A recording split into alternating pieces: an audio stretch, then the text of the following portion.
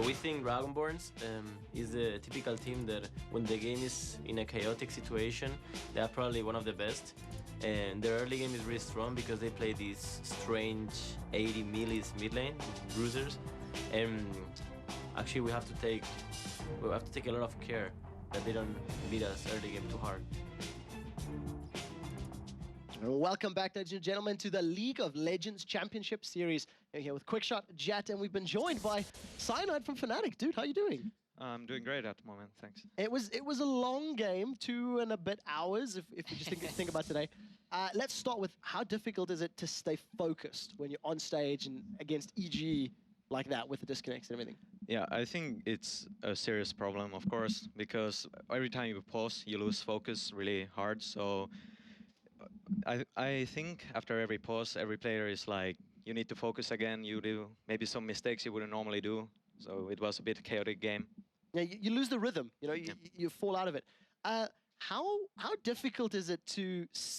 How much second guessing do you have? Like when you're sitting there and you're thinking about the game and you've had 30 minutes of gameplay and the game gets paused, do you start thinking of all the mistakes that you've done, or do you start thinking of the possibilities of going forward? Well, both. We have obviously a lot of time there, so we were thinking what we should do now and what did we do wrong in the past, like why are we doing bad now? So yeah, a bit of both. Hey, can you pinpoint an area where the pause like actually created the mistake in that match? Like, were there instances where you're like, oh crap, we forgot about that after the pause, and then something bad happens? Well, for example, I was going top to gank TMF with Sauce, and we wanted to kill her really like a lot.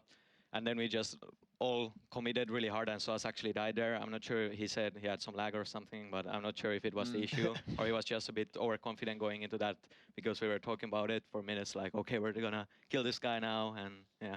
Yeah. So you lose the pace. You know, you get into the field, you overestimate yourself. In this particular game, there was a couple of fights where you guys sort of re-engaged, and one particular fight, you got caught by a cocoon in the mid lane. You guys were sort of backing away after some pressure, and then it sort of looked like you went, well, let's re-engage. Xpeke came in from the side and just got blown up. Why did you re-engage after you technically been caught?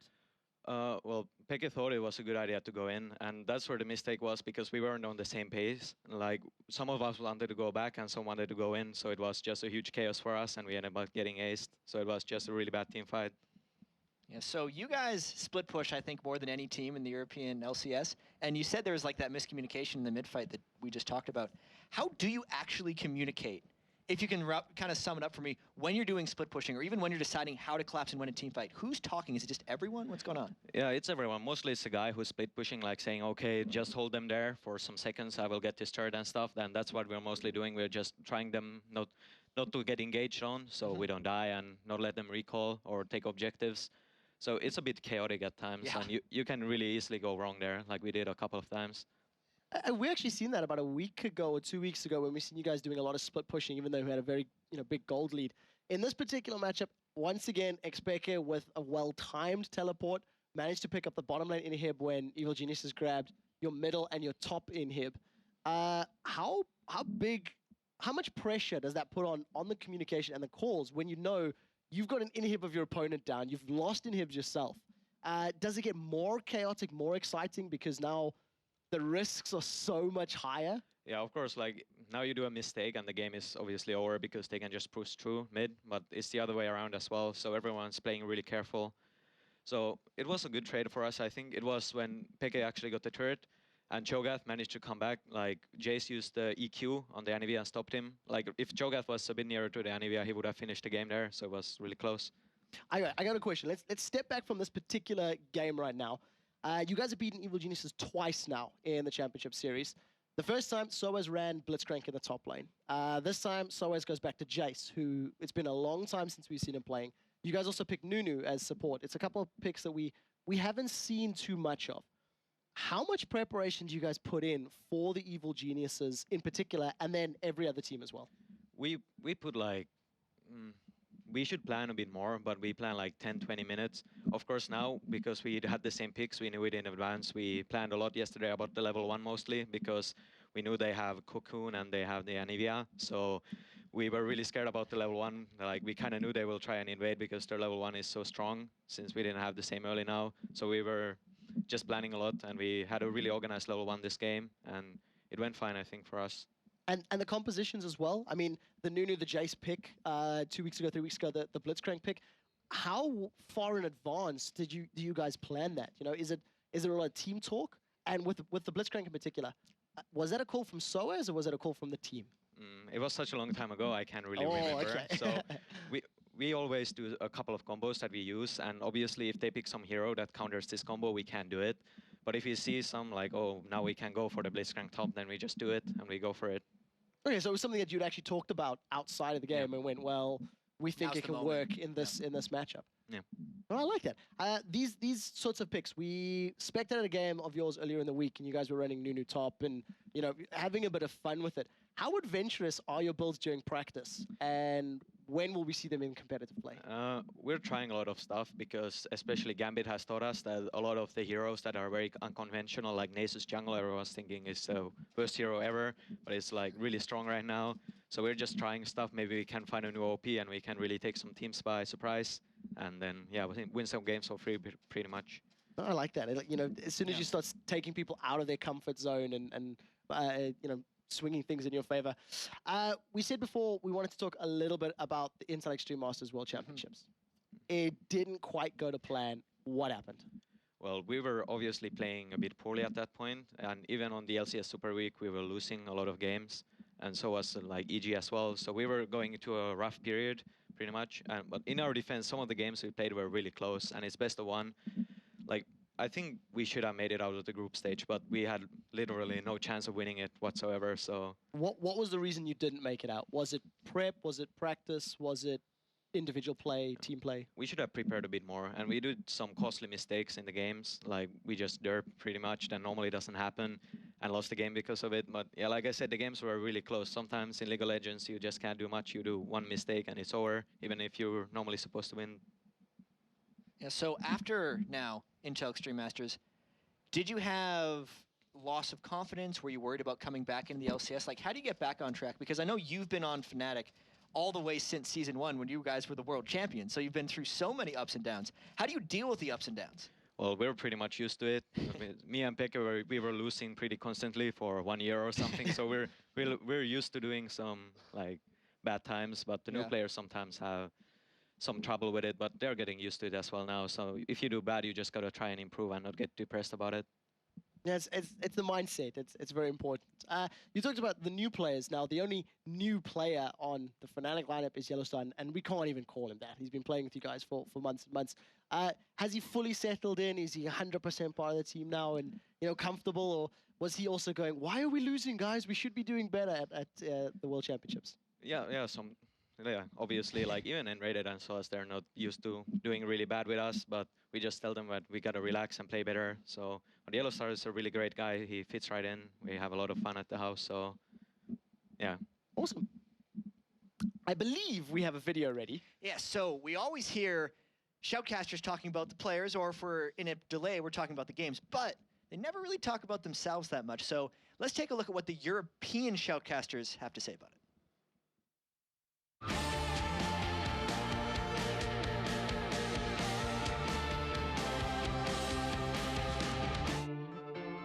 I started off basically as a Battlefield 1942 player many years ago, going back 10 years plus now.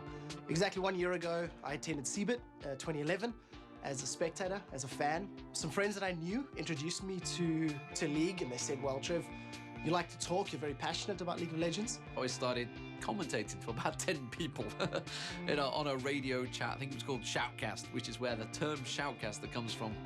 So I'm a play-by-play caster is the term we use. There's a color caster as well, which would normally be the expert alongside me, say Jat or Jason or Quickshot, someone alongside me that can really give you the detail, analyze the game as they go. But I'm all about the action. Developing your own style for casting is really one of those hard things to do. I'm in that phase right now where I'm trying to decide between my strengths and what I do personally and I enjoy, but also that fine line of, does it really fit with casting? Does it work well? It's really hard to kind of balance that line the entire time. If you've been watching class recently where I've been paired with D-Man or Joe Miller, who are legends of play-by-play casting, I've been filling that color role, adding some more in-depth discussion to the team fights. it's not my job to get excited and to convey emotion. It's my job to pay attention to the fight. I do my best to memorize every single spell name. And I realize that there's some people that don't even know the spell names of the champions that they play. But it adds a lot of richness and a lot of texture to the cast to say, well, you know, Karthus is channeling Requiem, it's going to hit, instead of going, he hit his ulti. Trevor, Quickshot, and D-Man, they are really enthusiastic. Like, you can notice when something happens, they really enjoy it, and they scream and share more than the players sometimes. So the biggest difference really between a live crowd and basically being online is the fact, obviously, the live crowd, you can feed off the atmosphere. You know, exciting moments happen. It's always scary when there's a big audience watching, because everybody's critiquing you. Everybody's watching and listening to what you're saying and going, that's right, that's wrong, I agree, I disagree. Ignore the real negative comments that are just flaming you for the sake of flaming you, but also take the constructive comments that are negative as well, and build on that. And I have to say, when I did the analysis desk, Jason was really good at guiding me through the replay and helping me get my message across to the viewers. Oh, Diamond Brooks goes down! Boom, baby! I think probably because I've been casting for so long now in the studio environment, I've just relaxed and feel comfortable when I'm doing it, so just my natural self comes out. Yeah, Damon's got his "Oh my lord." Oh my lord. And finally, oh my lord! Shusei finally catches two people out there. And occasionally the Kazakhs jumping and the Shusei catching people with lasers, the oh my lord shout. There's a number of shouts that I've become popular that just simply were reactions. But every caster is doing an amazing job. They make this game as exciting as it can possibly be. So without the casters, the games wouldn't be as exciting as they are right now. That was quite an exciting feature. I know Crepo wanted to get into the video, so he was like, I'm going to talk about Jason because some people won't. But, it's the first thing that came to mind for some reason. That is not an angry thing. It's actually a little strange watching a feature like that. It's because he hasn't been doing it for very long. Yeah, I know. It was an interesting feature, especially when you sit there and you spend so much time showing off the real stars. I mean, we had to watch the Fanatics, the Evil Geniuses, the SKs, the Gambits, and it's scary when you see yourself there. Myself and D-Man and Jason were a little ill, hence the Rudolph the Red-Nosed Reindeer bits. But who's your favorite caster, Cyanide? I don't have a particular favorite. I like that. That's a much better thing than what I said. Very politically correct answer. I was putting you on the spot there. That's pretty much it from us here on the analysis desk. We are about to get Dragonborns and SK Gaming into the match and ready to go. So to take you through this one, it is, of course, going to be D-Man and Jason Kaplan. Thank you very much, and well, interested to see ourselves on the... That's without the makeup. That's how bad we look. I'm still trying to think of words after that burn from chat. I'm kind of speechless. Chat burned you pretty badly there, I think he was. Crap, I wanted to get in it, so he talked about Jason. Oh, my lord. Who'd have thought it, eh? You mean, oh, my lord. So... These things just come out now and again. So there's the players anyway. Nevertheless, moving on. It's going to be SK Gaming versus Dragonborns, and it could well be a lively affair. Last time they met, of course, you saw the Dragonborns catch out. That one, pew, big laser straight across them. Ocelot and Nip deleted. I think it's safe to say it was huge. How many more can you get in here? Any more. No more? Fantastic game, though. But that was within the Super Week, wasn't it? It's been pretty crazy. No, that was week 2. That happened. Oh, God. There's been so many games. A lot of games. So many games. So let's check out the lineups, nevertheless. It is, of course, SK Gaming as the blue team. Kevin, Hercubot, Ocelot, Candy Panda, and Nip. And over on the Dragonborn side, Spontex, Maluno, Shusei, Hosen, and Mover. And of course, we do like to highlight a certain member of the team. And this one is very special for SK Gaming because Candy Panda currently the top KDA man in the whole of the European LCS, despite being targeted heavily by Gambit Gaming. I mean, he's at 8.1 at this point, and the next person under him is Edward at 7.4. And just like you're saying, they didn't want to end the game yet because they wanted to kill Candy Pen as much as possible. I'm curious to see if Dragonborns might try it themselves. They might try and help them out. They did calculate it and say, we just needed 2 more kills. And we would have been top. Edward would have been top. That's what they wanted. But nevertheless, Dragonborns, of course, it's all about Maluno. The man that came into the jungle, replaced Broken Shard, and has really stepped up to the challenge. Yeah, he really has, because during the first couple of weeks, we were not really impressed with this play. He played a lot of Shen, didn't really do much. But with the champion pool he's brought into the team, with everyone adapting to it, him adapting to the playstyle Dragonborns, he's really come out as a big star for the team. And not to mention that that paramedic save by him, that double save on the Shushe is legendary. It was absolutely fantastic play, and it's great to see the junglers do it. He popped the curse to the sad mommy, then he flashed to intercept it. I think it was Ace in the hole, wasn't it, that came out. He flashed to intercept him. It would have killed Shushe, but no, it wasn't to be. Said not on my watch. Not on my watch. We are going to get the game underway in a moment, but what are we thinking from picks and bans? Because Dragonborns are a team that have played quite a few wild things lately. Speaking of that, okay, so the last time they met, week 4, we did see, or during the Super Week, we did see that interesting combo of Nidalee and Soraka in the same lane. It was the second time they used it. First time I believe it was against EG. They won that game. They did it against SK, but they were ready for it. They had that counter. We even had pretty much the exact same lineup out of Dragonborns minus, I believe it was Spontex who ran in that game instead. Didn't work out that well for them, but it still shows. They have so many tricks up their sleeves. Hosan is probably one of the most, if not the most, aggressive AD carry in LCS right now. Shushe doing his peekaboo there. Of course, he has been the man of focus, really, for Dragonborns. I've mentioned it a few times, sort of like he's kind of the Mac Noon of Dragonborns. You know, if he goes in, the rest of the team have to follow up. His girlfriend's got the dog. Okay. She's holding the dog at the moment. I assume that it is anyway. She wasn't up in the play lounge, so I don't know where it is. Maybe it's running around the studio. I want to see this. A close up of the playbook there of Ocelot. It was a graph, wasn't it? I think it was a graph of like aggression or something like that. That was interesting. Wow. I bet you someone on stream already saw that screenshotted. That's going to be on Reddit now. That will be screenshotted, and we'll have a full glimpse of that one. Dangerous, dangerous stuff there. But Candy Panda, he's been the man that's kind of, he come in, obviously Yellow Star left SK Gaming. Candy Panda came back to the fold, and Nif alongside him.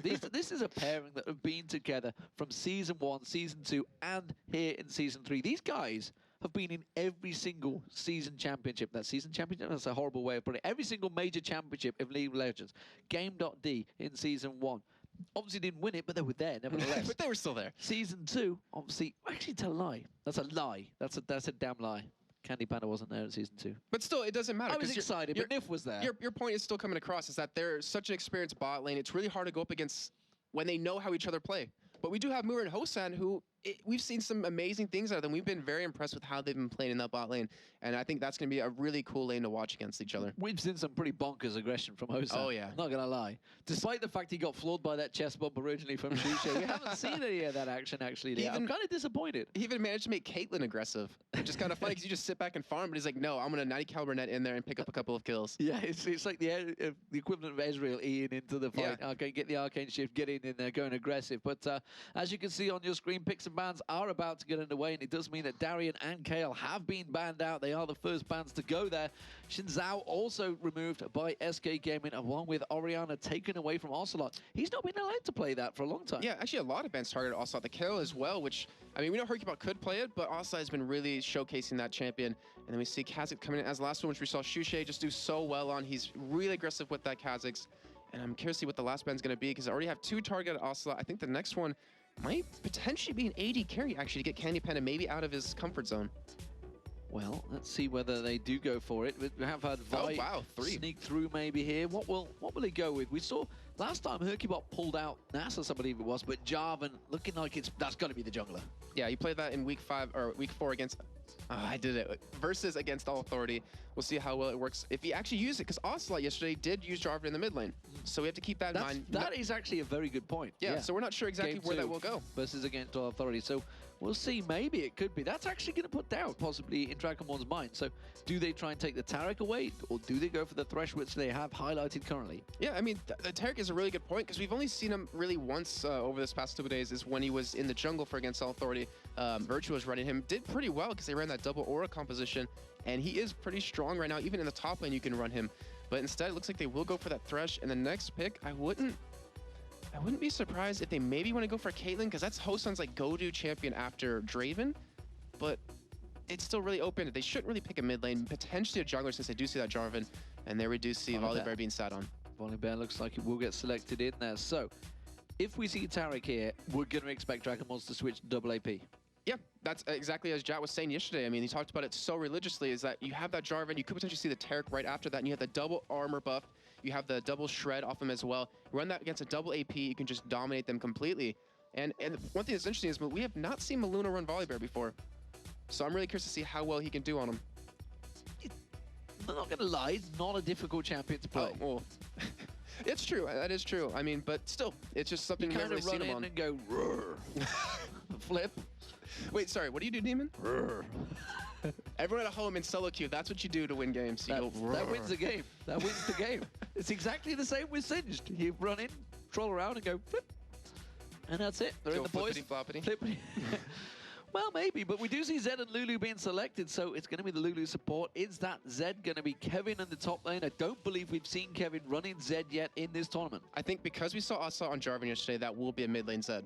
I'm going to have to say that because we know he's been practicing quite a bit of different champions. And the thing is, you have that Lulu paired in with the Jarvan. We saw an amazing Cataclysm out of Asa yesterday. If you land that Cataclysm onto even more than 3 people and you have that Lulu ultimate to knock them up, you just delay them so much. There's so much time that they can't really react to. But Dragonborns with their next 2 picks, having that Zed, I wouldn't be surprised if they actually do go for that mid lane. There's no reason not to at this point. However, it just depends on Spontex and Shushe who wants to get that last pick in. Let's see. And We still have Vi available. The funny thing is, often with the picks and bans with Dragonborns is they select the champion and then often because it's simply available and then say, I don't really want to play it. so we could actually end up with Spontex playing down Thresh in top lane, but it does look like they are going to allow him to have Renekton. So I guess Movet's gone, okay, I'll play Thresh. So it is going to be Hosan this time on Misfortune, which I think we may have seen once before.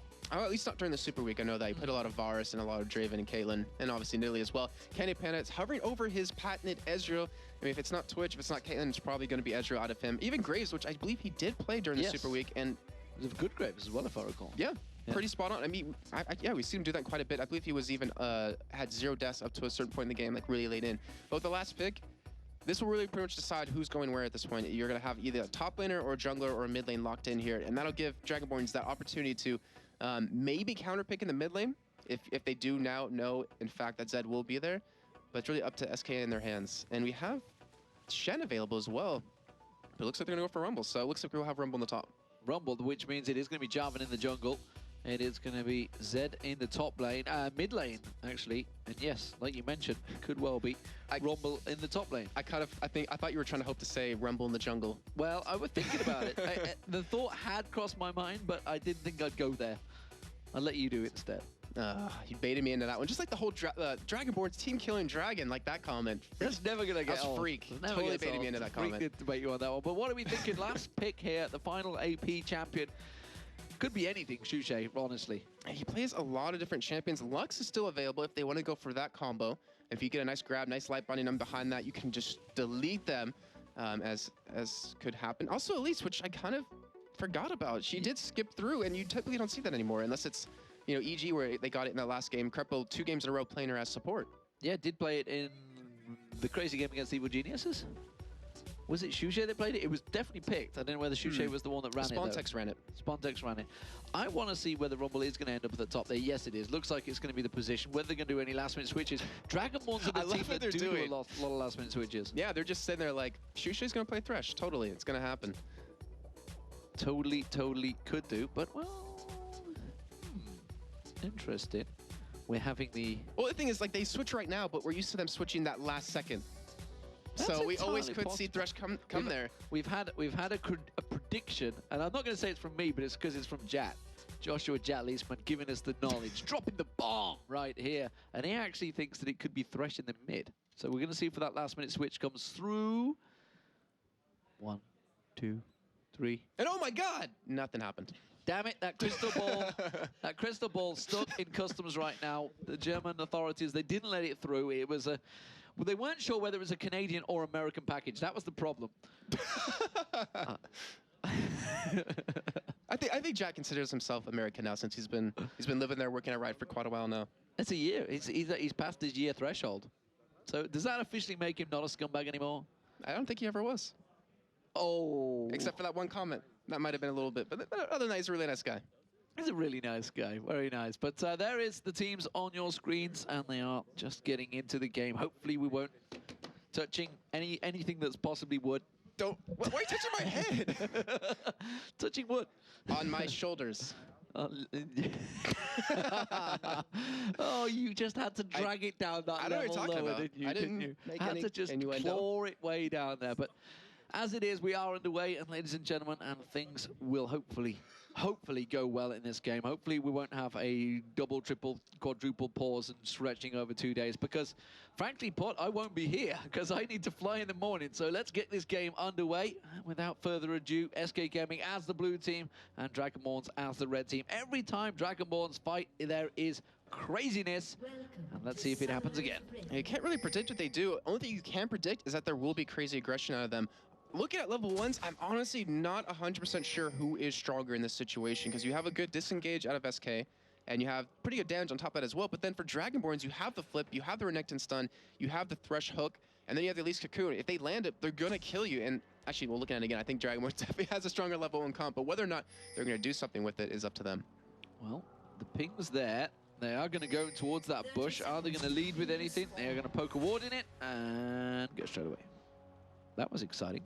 Yeah, I mean, well, the whole level 1 thing, I mean, we've had Jad talk about it, we've had Soupy talk to us about it, Crepo, Wicked, is that there's a lot of preparation that goes into a level 1. Wards you put down pretty much not determine, but can help how the game progresses. If you know there's a ward at your red, you kind of maybe go for a way of taking it without being seen, or if you do take it, they know where you are, so you can play aggressive in that other or in the other lanes. So you're suggesting Evil Genius has put a lot of thought into the level 1, but I've had other conversations with certainly like a team like Gambit, and I've heard some different conversations about their level 1, but we won't go into that on the stream, let's put it that way. As it stands though, we are seeing the Wolves being taken up by Dragonborns. The top golems are going to be picked up by Hosan, so it looks like the lanes will switch around, although it's a little confusing right now because Candy Panda is up with Kevin. Yeah, this is really interesting because it looked like Rumble or Soaz was going to be heading towards that top side, but a Rumble versus Renekton is pretty easy to go up against. Actually, sorry, for the Renekton, he can pretty much take that that Rumble on until about level 5 or a little bit after that,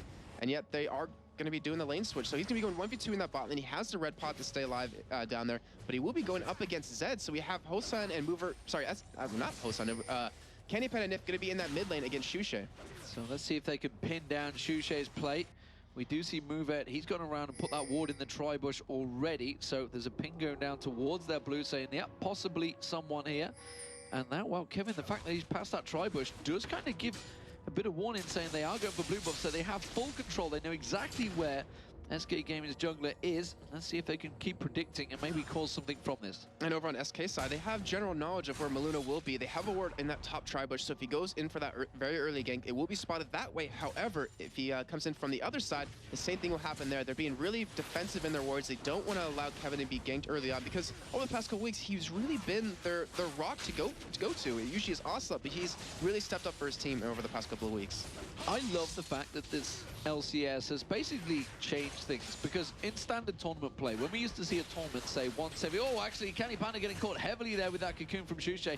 But what I was about to say is that when we used to see tournaments every month, once a month maybe, we'd see all these teams come in there, and they kind of all play the same champions, their signature champions. But as it is with the LCS, they've not been allowed to do it, and everybody's having to adapt. Yeah, and this is something that's really interesting about SK, is that they're adapting a lot crazier. We do see Mover actually getting caught, and with that red buff, he should be able to escape unless he flashes. He does force the flash away, and straight away has to go across. They're going to try and take the Wraiths away from him, realizing that the jungler is a long way off, and he's being kept busy in that mid lane. Ocelot down this bottom against Spontex. We're seeing it on the screen, and he's kind of struggling out here. Well, yeah, I mean, he only has that 45 armor. Renekton's always strong early on. And going back to what I was mentioning earlier about, or we were saying adaptation and SK, is that we saw the Korean teams do this kind of strategy where the jungler roams around into the mid lane with the AD carry and support. They push that turret very heavily, and either the other team's going to lose the turret or the jungler has to go there, has to make his presence known and defend. Hosan's going to make a run for this one. So you can see Herkybot, he wants to pin him down. Will he go for the combo? He does, in towards the turret, manages to keep the shield down, protect himself from that turret. He's taken very low, and here comes Kevin, flashes in, but it's going to be first blood for Hosan. Managed to stick around too long, Herkybot, and he was taken down. He baited him in because he had that flash available. He had that exhaust waiting for him to come in. Didn't want to use that flash just to kind of waste it and get away. Picks up first blood and also commits Kevin's flash ignite on top of that. So now if we see Thresh going back into that top lane to help him out, we could have another gank happening, especially with Malunu, who has that flash still available, can easily create opportunity for another kill. But look at the difference in terms of CS. The fact that he has been, actually, I'd tell a lie, as I'm looking at the difference, it's kind of balanced out because the top laner, obviously Kevin, is struggling. because he's in a 2v1, but also the mid lane as Shushay is struggling as well. So effectively that balances it out. It's hard to look at that it. balance, using that balance that you can see, who's better off getting the farm? Spontex is obviously getting a hell of a lot on Renekton. Kevin's going to struggle on Rumble for a moment. You'd expect that to probably even itself up maybe in a little bit later, but Shushay is way behind, whereas Ocelot's actually keeping up pretty well with Spontex because they've got that 1v1. I think it depends on how Dragonborns lets this game progress on, because if Dragonborns doesn't take the top turret early, if they're just using it to pretty much zone Kevin, and then once they get the items they need, the farm they need, and then start to force some fights, and not allowing Kevin to just free farm, they should have it pretty easily. They should have easily won that trade. But with Kevin having these double buffs at this point, obviously doesn't affect him too much with the blue buff, but the cooldown reduction is really going to be key against this Hosan in this top side. And Mover, he's sticking around in the mid lane. He really is just making sure this middle turret doesn't fall, and that's a great response by them. There's going to be a hook. The Lantern comes in. They tried to drag in Maluno as quick as they could with that Lantern to flip someone in towards the turret, but it wasn't to be. But you could see what Dragonborns were trying there. We've already seen that. I think it was 2 nights ago in the MLG. I can't remember the team. It's one of the North American LCS teams, but they were flinging Volibear in there with the Lantern. And it's a very good combo to work with. You never really see it happening unless you do spot where that Lantern is going, but it's so deadly, especially the Volibear who has that flip on you. This middle turret taking quite a bit of damage, already down under half health. Ooh. And Candy Pen escaping both forms of CC right there, but we do see Maluno coming in from the side. Maluno comes in, but it's a little bit too early. The rest of the team weren't responding. They do get the slowdown. The Ignite goes down. The Ignite tick should be enough. Oh, that last taunt. Will it be enough? No, he survives. A little health tick coming in there, trickling and keeping him alive. That passive so strong. It allows Volibear to be really aggressive early on because he can go for the turret dives knowing he has an extra regen to come in after. Great job by him. Unfortunately, it didn't work out the way he wanted. He was forced to blow that flash. Candy Panda also blew his as well, and I think Nif did on top of that. Actually, I think he did that in a previous engagement, but still, summoner for summoner, not bad in the end. How is this working out? Because Hosan has been effectively solo lane in this top versus Kevin. He has got the CS advantage at the moment, 41 to 22. Obviously a little bit confusing with the way things are, but that mid lane, Shushay's pretty much had to have move out alongside him the whole time. Yeah, well, I mean, the thing is about, you don't really see AD carry solo lane too much because they get really strong off of items. They get strong off of levels. Usually AP carriers are the ones that do that. But now he's in a solo lane against Kevin. His farm is not terrible. He's not really falling that far behind Candy Panda. And in the end, with those extra skill points, it's going to allow him to do that extra attack speed, the extra damage on double up, you know, get that slow on make it rain, not to mention bullet time. It could really work out for Dragonborns if they can keep this this advantage in the top lane. Kevin just overheating, keeping up at bay. Meanwhile, down this bottom lane, Ocelot versus Spontex, 58 CS to 49. Ocelot's definitely worked his way back into this one. Been back, got himself that Vampire Acceptor, had the Fortitude pop very early on, but hasn't even had to use it. Meanwhile, you can see the Giant's Belt being picked up by Spontex. We do see a pink ward picked up on Mover at this point, and it makes me think we might potentially see Dragon come up shortly. We do have blue buff being given over to Shushay, so that would help quite a bit. And they also have that ward, as you're seeing right on the top right of your screen, right next to that red buff, so they could easily turn it into a Dragon if they want, especially when they have the ability to send 4 people down there at this point. However, it just really depends, because it's going to be a 4-on-4 in the end with having that AD carry and supporting the mid lane for SK. Nif just going in, seeing if he can land that pink ward. Did he put, no, he put the ward down. They just pinged exactly where it went down. Didn't use the pink ward to clear out the death bush, so up in that river. So as it stands, just the pink ward in the top lane for Kevin. So Kevin's keeping himself well protected in the top lane. Hasn't got a great deal of farm, just 30 CS, but against Hosan, 61 CS, doubling up now.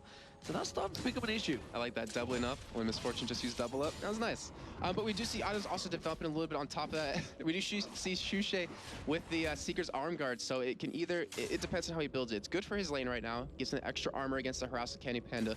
But if he goes into a Zhonya's, that shows the game plan that they're going to be going for. He's going to be the guy diving into the backside. Hercubot comes across, the equalizer goes down, and absolutely everything misses Hosan. They put the ward down, and that is a bit of a waste of time there for Kevin, if you ask me.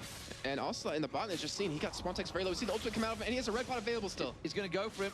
You can see Ocelot just walks away from that one. No issues at all. Spontex, and now Hercubot's going to come back again, but he didn't burn anything on Hosan last time. He's going to go Cataclysm this time. The Flame Splitter will be enough. Manages to land him, tries to turn it around with a bullet time, will go down. Doesn't pick up the kill on Kevin. And he had Exhaust and also Ignite to get away there, but I guess with that red buff of Hercubot, he wouldn't have escaped in the end anyways. So great job by SK to pretty much stop Hosan's aggression and how strong he is at this point in the top side. But we do have Maluno coming around just to defend this turret, and he should be able to get that free. I wonder why Hosan didn't use his flash to just get away there. He just didn't bother. Just like, I'm going to turn around and just bullet time you. Yep. I don't know either. Unless be he's honest. saving it for potentially a dragon coming in a moment, there may be a reason that he's like, no, I'm not going to use it, I'll just die, I'll just set my fate, the fact that I am going to hold off. Or maybe he thought Maluna was going to come in a little bit earlier. Oh, we actually do see a lane switch coming down. Looks like Ocelot might be heading up towards his top side. He could take Hosan down. However, Hosan, he's kind of maybe potentially expecting this because he does have that exhaust. So if Ocelot does go in, he should be able to survive the trade. But now we have Rumble versus Renekton in the bottom lane. And look at the CS difference that's already there. I mean, it's going to be insanely hard for Kevin to do anything against him. Yeah, that's a double CS difference right there. It is 42-24. It is double. I wasn't lying. You do see Sunfire Cape coming out from Spontek's first item. Out Haunting Guy's been picked up by Kevin. This mid lane still keeping pressure on, but there's Spontek straight away going aggressive on Kevin as we expected. And we are seeing the Sword of the... Well, Blade of the Rune King, I must say Sword of the Divine right there, being built up on Ocelot at this point, which we saw Wicked do. We do have Hosan actually going head-to-head against Ocelot and doing quite a bit of damage. I really want to point this out is because Ocelot went up there to probably just solo him on his own instead of Renekton, who was already so fed, but he's actually being pushed out of his lane, and that's not a good sign for SK. Chushe, meanwhile, is 20 CS behind technically his mid lane partner, which would be Ocelot. But there is the turret going down. Moveout goes aggressive, though, on towards Nif, but they turn it back around. Candy Panda picks up the kill. Chushe goes in, but the wild growth from Nif does manage to hold him off. He's going to be able to switch off. Maluna tries to get in there, but Chushe gets jumped on, and that's going to be the Cataclysm. Now Maluna's in trouble. He's having to back off, and they will back away. Great advantage there for SK Gaming, though. A turret and 2 kills. That could have been a little bit different if Moovert survived just a second longer. He threw that lantern back for Maluna to come in, but unfortunately it was just a little too late. He ended up dying, ended up getting bursted down. Maluna couldn't get in there, and he couldn't flash to escape. So great job by SK to take advantage of that, picking up those 2 kills and getting that 4-1 lead. Kevin getting aggressed on here by Spontex, does manage to stun him out, slice and dice, cull the milk, cull the milk. Cull the meek? He's gonna milk him. Oh God. Oh, a flash from Ocelot in the top lane, has to get away from that one. Fortitude Potion was also used, so Hosan getting aggressive on Zed, not something you normally see a Misfortune taking down a Zed. And we do see, actually, in the bot lane, Kevin uses ultimate just to farm, so we could potentially see that dragon coming down right now. We have Maluna coming down towards that bottom side. We don't have a pink ward available to be used, but I wouldn't be surprised if a call was made, or maybe a push on a turret as well, because we do have Moovert sticking around towards that top side by blue. Maluna's coming as well, and this might be bad for Nif. He might need to just start running. Yeah, he needs to get the hell out of there. You can see Hosan going aggressive straight away. Movert's going to wind up that hook. Does try and throw it out, but Nif flashes away from it. Didn't quite get it in. Maluna was ready as well, and that's actually being pinged out. So Ocelot and Candy Panda are actually ready to go aggressive here on towards Maluna. Quick little combo from Candy Panda forces him away. Yeah, not sure they'd be able to kill him anyways because they have such a tanky force on that side. But we do have, looks like, Hercubot trying to go down here for a gank. And we've seen Kevin, I mean, he was forced to back, forced to pick up those Sork boots, but he hasn't really built any armor to counter this. He's been against ADs this entire game. But you see, once Spontex gets on top of him, he can just drop him extremely low and force him to back. Well, straight away, Chushe going aggressive on towards Hercubot, putting a lot of damage down onto him, bearing in mind that is a AP fully stacked Elise rather than the jungle or support which we had in the last game. Elise really is one of those champions that have been brought in and can do everything. I remember I was in the offices, actually, the Riot offices during Season 2, and I think they were showing it to Type A Assassins, and Stanley was literally so excited to see Elise. It's amazing we haven't seen him playing so much. Come on, you gotta brag about it, Demon. I've never been in the right offices, jerk. But anyways, yeah, I mean, she's such a fun champion. I mean, I played her when she first came out, and she's just so much fun to play in general. But we do have, looks like Chushe coming down towards the spot lane, trying to go for gank on Kevin. I don't think he expects this. I don't think he expects it. You can see the aggression coming out. Chushe, yeah, as soon as he sees that repel, he's like, whoop, okay, I'm going to get the hell out of it. Not going to hang around for this one. Hosan's keeping a 2v1 on Bay at the top lane. Meanwhile, the mid lane turret did go down, obviously, early on because SK Gaming pressed it. Still 1-1 in turrets. It's just 1,000 gold difference. But right now, there's a big discrepancy in the AD carries in terms of items. We do have the Vamp Searcher for Hosan, so that's nice to have for the sustain, but Candy Panda has so much more flat damage with that Bloodthirster, especially when it's being stacked up. And we could, I mean, I keep talking about Dragon, but we're 14 minutes in. I wouldn't be surprised to actually see it coming up very soon because it usually is done by now by Dragonborns. They usually team kill it. They usually do team kill it. Hosan, of course, does have his ultimate available if they were to go for it. Thresh was heading up there, as is Ocelot. The ping's on him, so they're well aware of the situation. Mover does put that ping down in the tri-bush. and clears out the wards, which is going to send Candy Panda, who hasn't got boots, back. Cataclysm now on towards Spontex. Equalizer comes out. He dodges out the way of that one. Kevin's going to be careful. He doesn't go too aggressive in there. He does manage to get caught out. Meanwhile, in the top lane, they're going aggressive as well. It's Nif getting caught out. Nif's going to go down. Has to put the exhaust down. Bullet time comes out. Candy Panda taken down very low. At the full burst back in towards the bottom lane. We see a 2 back and forth kill there. It is Hercubot picking up the kill, but not before he took down Kevin. And still, I don't really think Hercubot can actually take this turret at this point. We have also, he's trying to sniff around, trying to get it, or secure it at least, but Maluno is there. In the meantime, the top turret did go down a little bit ago. And that was a great play by Dragonborns in general over towards that top side, because they pink warded it. They created that opportunity where they knew Nif had no flash and just made a play off it. They got that kill, they secured it. And even Spontex in that bot lane, able to pick up 1-for-1 with his death. Well, Hosan is pushing this bottom lane. Let's see if anyone comes in, because Move and Shushe were waiting to see if they could cause anything. As it was, Ocelot's getting some free farm in that mid lane. Move does come around, ward up the blue buff, and they go back in towards that turret. I don't think they're going to stick around much longer here, though. Looks like they're going to back away from this one. Oh, no. They're waiting. They know this has to be a bait. There's no way. Not sure about it. Yeah, the quick Q though, but it's going to be the cocoon. Wow. Look at the burst damage onto Candy Panda. Wasn't enough to take him down. They might be able to turn this a revenge kill on towards Shushe.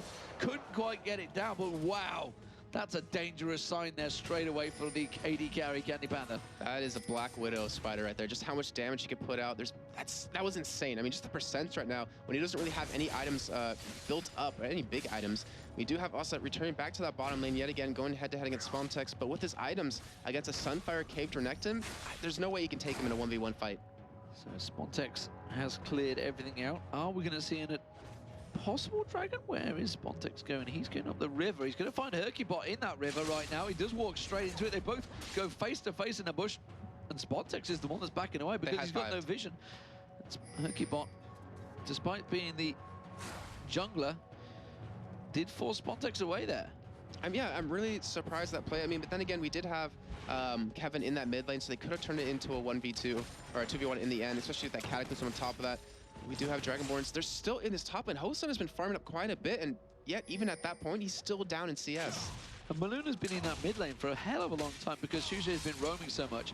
It actually means Shushe has fell behind quite a bit in the farm. If you look at it, 73 to 148, wow. That's a big disparity between Ocelot and Shushe right now. Yeah, that really is. And the thing is, the trade they're giving off for this, yeah, you get Maluna some levels, you get him some items like an Aegis, but the difference between Zed and Elise is just too great at this point. We could see easy Ocelot just diving in onto someone, maybe even Hosan, who luckily doesn't have that exhaust, but he could blow someone up.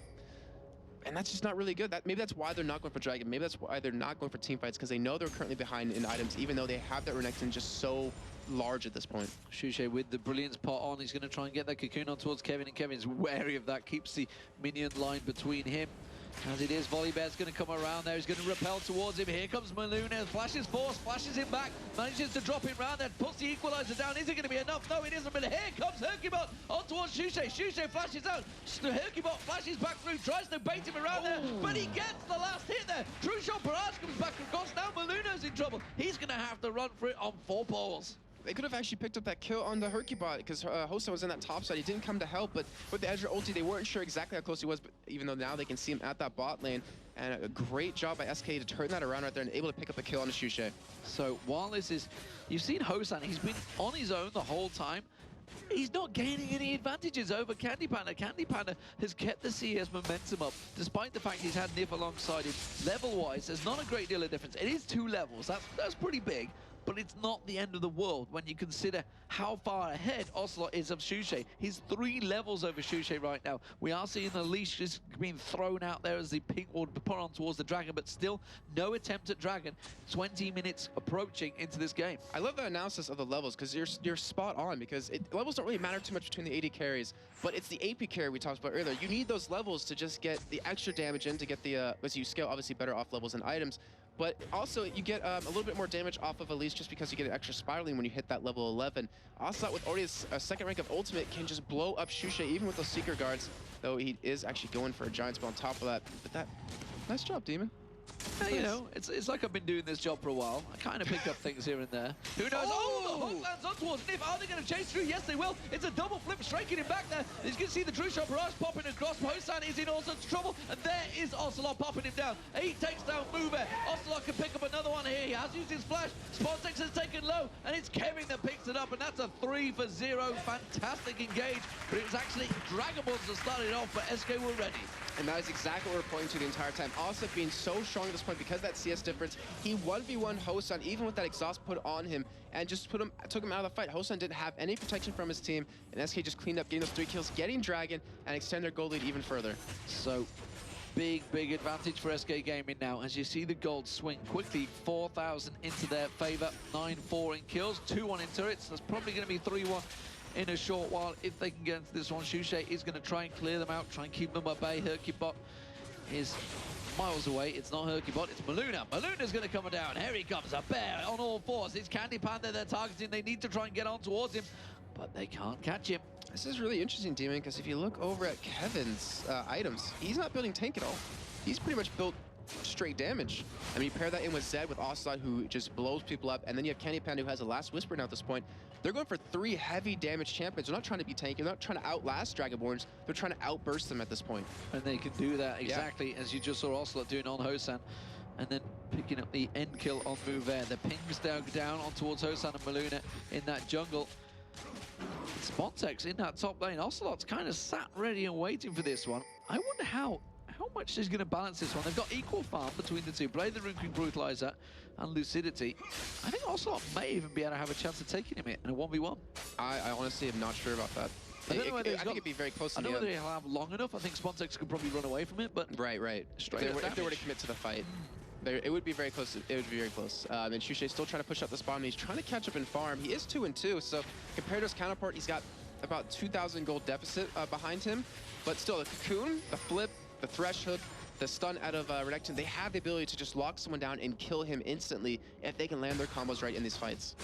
If they can land their combos, that's the big ultimate thing. Ocelot still hanging off the side, doesn't really fancy it seems, and the rest of Dragonborns are letting Spontex stay on his own up in this top lane. Ocelot is going to come around. Let's see what he goes for this one. No, it's just a little bit of poke towards him, and that bottom turret finally goes down. Candy Panda flashes, Arcane shifts away from the Cocoon that came out from Shushay. Shushay taken very low on this one, actually. Make It Rain having to be poured out from Hosan to keep him at bay to save, effectively, his AP carry. I'm not sure if I agree with that decision that Dragonborn just made right there, because Shushay tried baiting them in so they could go for a kill, but he was going to give up his turret, and they didn't end up getting anything anyways off of that, and they still lost their turret, and Shushay ended up getting low, having to back out. That was a little bit interesting trade, but I guess we'll see how it develops in a little bit. As you have 4 members of SK still pushing this bot lane, and they have the range to do it. They have the disengage. They have the engage if they want to on top of that. But we do have all 5 members of Dragonborns heading down here to defend it. It's an SK Gaming split push, but without the teleport this time. So Ocelot has remained on the top lane while there's 4 members on this bottom lane are being kept active. Spontex is heading back up there, but Ocelot's going to have a good bit of chunk of damage just onto this turret. They're not prepared for this, and also it's going to get a free turret off of that. There's nothing they can do about it. There it is. Bam. Turret down. And the advantage continues in Ocelot's favor. He's just been hanging around in that top lane, doing a hot shot GG. And the thing is, without we do see Shushay getting engaged upon. He's going to go straight in there. The Wild Growth pops the entire team out. He tried to jump out of his Cataclysm there. You immediately can see the ultimate coming out from Hosan. Does force them back. Oh, Candy Panda flashed in to try and land that last shot, a mystic shot on towards Hope Mouvert, but he did manage to get it. But it will be another inner turret down. Okay. There's Ocelot coming around the side, and this is big advantage. It's 5-1 in turrets now. Because Ocelot dragged Spontex away towards that top lane, Spontex was their big, beefy tank to really fend them up. But because of that, it allowed the rest of his team to do a hard engage onto the squishy champions of Dragonborns, kill them off, and then just take a turret off of that. So they got 2 turrets, they got a kill, and they're looking good. I mean, Dragon should be... Actually, it was taken not too long ago, but they also have the potential to go for a Baron. It's 23 minutes in. They have a lot of gold. I mean, they're up 8,000 gold at this point. They're looking very strong to finish off and close this game. They're looking very strong indeed, and it's all been about that split push. And, well, Ocelot, 2-0. Just 8,500 gold. Look at that in comparison, though. 5,600. That's a huge difference right now. 3 levels still being maintained as well. And the thing is, 15 to level 13 of Hosan. So as long as he stays ahead of him, if Ocelot gets level 16, they are going to go for a team fight. There's no reason not to. no one on Dragonborns will be able to survive the damage. Will also be able to put out against him unless he gets exhausted before the ultimate goes off. But that will be a key, guys, to start a fight because we're outclassed in items, outclassed them in levels and in farm. And there's the Runic Bulwark just come out as well for Hercubot, so he's doing his job. And you talked about the full burst damage. Look at Kevin. With that Leandris he had a moment ago, he's now got the needlessly large rod alongside it. Yeah, they're really just trying to blow someone up. And the thing is, with Rumble's range, if Asa goes into the backline onto Hosan, if he just hits the equalizer, Hosan's going to die. And that's what's great, because he's going pure damage for that ability to, because he can be nowhere near him and still land the equalizer on top of him. So, tons of damage for SK Gaming here, if they can keep the poke going. And the split push, which I don't think they were expecting now. We look at this, he's starting to be a little bit aggressive on Spontex, seeing how much his poke damage does. Actually missed the main skill shot, but he did clear out the wave of minions as SK Gaming continued to push the top, push the mid, take away the blue buff. Every little advantage being gained from Ocelot there as the blue buff soloed, no problem. And they're denying Dragonborns the opportunity to go for these team fights where they're going to be really strong, catching one person off guard. They're not getting too cocky where they're getting picked off in the enemy jungle. They're keeping enough wards down. I mean, look at the control they have. Look at the wards. It's insane. Everywhere. It's completely lit up like it's on all vision at this point. And that's exactly what they need to do to keep this game in their pocket. You could have gone 4th of July, you could have gone Christmas tree, I don't know. But but instead you just went like everything. I mean, come on. What? Like You've the been menorah. alongside me long enough right now to start getting these puns. I expect more puns. Usually mine are bad, though. That's why I kind of refrain from them. They are pretty bad, I gotta be honest. Thank you. Also, continuing the split push here, and you can see Dragon Balls are going to have to react to this one. He's got minions on the final inhibitor turret. SK Gaming coming around in towards that mid lane. Look at them, they're all backing off here. They're going to try and catch Ocelot out, but they cannot catch a Zed. Hosan's going to throw the Make It Rain down to try and slow things down. Volibear's going to come across the side. He's turned back around on towards Hosan, puts the Ignite exhaust down, but look at that, just drops him instantly. He's going to get flipped, he's probably going to go down, but the rest of the team are going in towards the mid, the final inner turret, and SK Gaming take another advantage from nothing. And that just shows Dragonborns they have to be careful. Hosan cannot survive against them. That splat, that damage out of Ocelot's ultimate took him down. Was about half health at that point, and they had to send multiple members to stop him from going for that push. Spontex is here though. He is that taking on. He is going in. Spontex goes in there, but another exhaust goes down. This time the wild growth from Nif bounces them all in the air. Hercubot goes leaping in, and that's Candy Panda taking down Spontex. Shusei is going to go down. Hercubot takes down Maluna. The last man standing is Mouvert, and he's going to flash away from this one, but Hercubot not giving up on it. They can take down the final turret. Candy Panda, triple kill, bounces in there. Thank you very much. Wham bam. Thank you, ma'am. And that's going to be an inhibitor going down. And that was all due to the great atomization out of Candy Panda, because he has that last whisper, so anything Spontex had, he was just going to eat through. And Spontex was that tanky front line for him, but it doesn't matter when you have Candy Panda this far ahead. 4-0 and 5 at this point, and his items are just spot on perfect. Dragon now up. They're going to get this on top of that, and they have an open inhibitor to go for. They have Baron potentially as well, since they have that Oracle on Nif still. So Bloodthirster just picked up by Ocelot. Look at the items. It's a huge advantage built up by SK Gaming. 3-1-0 Ocelot has been a driving force, split pushing it away, went 1v1 against Spontex, and had no problems with it, really. Spontex didn't really bully him out in the lane, just kind of happy to sit there and farm it out. 2-3-0 as Spontex hasn't been able to do much, but the main thing for me is Hosan. Hosan was off on his own, and really, Dragonborns, it relies on either Shusei or Hosan getting going, but neither of them have had that opportunity. Yeah, I mean, he was ahead in farm in the beginning. Actually, it was actually ever ahead in farm, but he wasn't behind that much, and he had a level advantage, but they haven't been able to capitalize on that ability because they've been getting caught. They've been being forced in these team fights with also that split pushing every time. They weren't able to use that benefit, that advantage that they gained with Hosan being in the solo lane. And with Spontex in the bot lane, it looked like he wasn't comfortable going up against that at all because he, like you said, he should have been able to bully him out of lane pretty early on, but wasn't able to. 5-1-8 Hercubot. He's just really settled into his jungle role since he came into SK Gaming. You know, when we saw him in Katowice, we saw him on that Shaco, we saw him on some of the champions. We're like, wow, oh, yeah, the Shaco. Still not convinced by him, you know, see how he's fitting in, but wow. The last few games that he's played for SK Gaming have been brilliant. The hook coming out there from Mouvert, trying to land on towards, I think it was Nif he was going towards. Candy Panda just backing away from a Cocoon as well. So nothing really landing on towards SK Gaming. And now they're going to keep driving through this middle. It's going to be the Cataclysm on towards Shusei there, but he just flashes away from it. Bottom lane is being split push here. They're driving through the mid. I'm curious to see if they actually move. We do see catch on Candy Panda, but he's going to get engaged upon instead. Look at that, the drive comes out, Hercubot slides in Wild Growth. They all eat the bullet time there, but he does nothing. He doesn't really do a great deal, and now Balloon is in all sorts of trouble. He's getting flames spit down on, and now Shushay pops up. He's got no health. Sonya's Hourglass runs, but it's only a matter of split seconds as the double kill comes in. It's going to be the inhibitor going down, and they are 3 for 0 already. They can drive through and finish this one. And it depends if they actually want to. They do have the minions, and it looks like they are going to go for it indeed. Yeah, they are going to go straight towards the Nexus turrets. That's one down, one to go, and the Nexus is going to be opened up by SK Gaming. They should finish the game here. It is another victory. That's going to take it 2-1, I believe, between the teams, and they are happy with that. And you see immediately, big applaud there. Ocelot is very happy with that one. Maybe that tactic book is working after all. So it's those graphs, man. I'm really curious what was on those, but yeah, Ocelot, yeah. All of SK just played extremely well that game. You really have to give him credit for that. I mean, we didn't even expect him on Zed. We've never seen him on Zed, but he played him flawlessly right there, split pushing to the max, and ended up creating those opportunities for SK to get the victory. Taking it to the max. And let's take over to the analysis and see how they dissect the play. Hercubot 5-1-11 towards the one, 4-2-11 for Kevin, who just didn't look in it at the start, but he really pulled himself back. Jot? That was kind of a mix between Joshua and Quickshot. I thought it was Jack Quickshot. Yeah, it's kind of like all in one, maybe. I don't know. Trevor Quickshot Henry and Joshua Jatleesman. For anybody that watches Dragon Ball Z, we have officially fused and become the Jot. Jot. Yes, the Jot. I like it. Yeah. Congratulations to SK Gaming. Very, very good performance out of them in that game. To be honest, they were in control of the game from the very, very start.